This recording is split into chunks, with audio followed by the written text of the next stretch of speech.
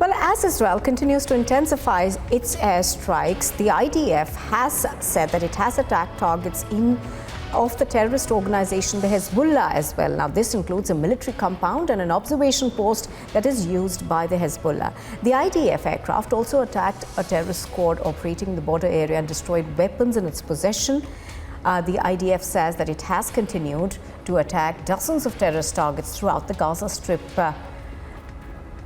A short while ago also attacked two terrorist squads that were identified in Lebanon in the area of Matat and Mount Dov. So pictures on your screen are of the various aerial strikes that have been launched by Israel in what is being seen essentially as groundwork being laid for a ground invasion. There are, of course, efforts that this ground invasion needs to be delayed as far as the Gaza Strip is concerned, so that humanitarian aid can get in and a large number of people can be evacuated from the northern Gaza Strip.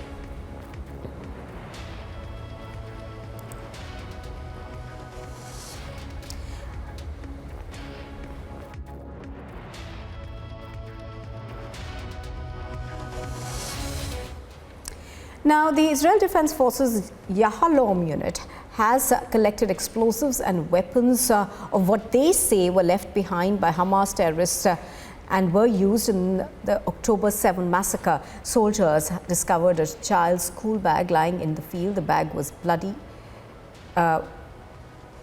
The bag, I beg your pardon, was booby-trapped, containing a remote-activated explosive device weighing about 7 kgs.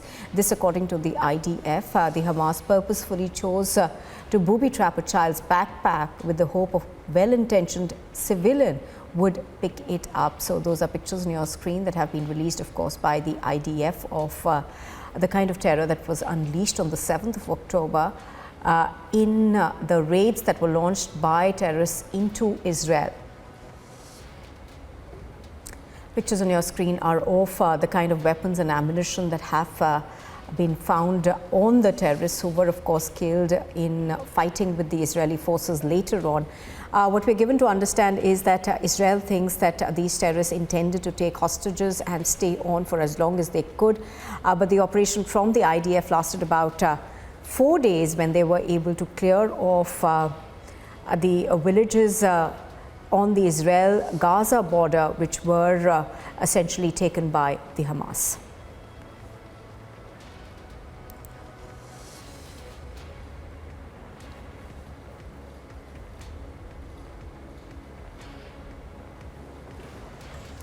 Now, the Israeli Prime Minister Benjamin Netanyahu has conducted a security assessment with the war cabinet members and security officials at the Defense Ministry in Tel Aviv Sunday.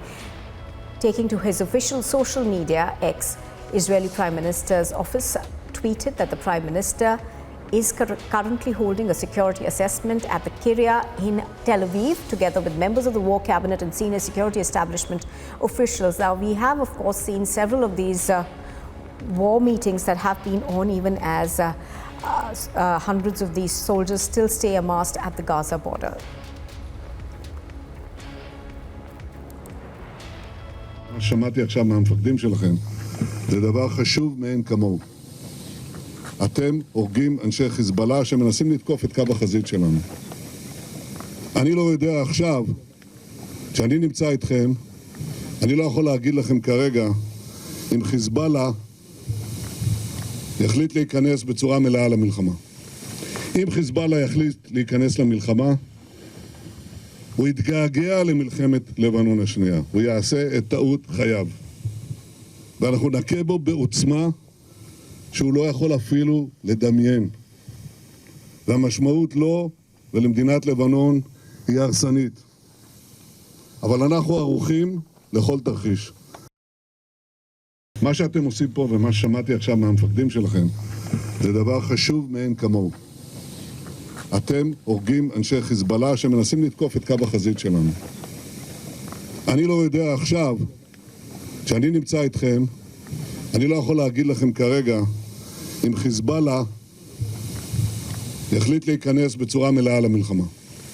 אם חיזבאללה יחליט להיכנס למלחמה, הוא יתגעגע למלחמת לבנון השנייה. הוא יעשה את טעות חייו. ואנחנו נכה בו בעוצמה שהוא לא יכול אפילו לדמיין.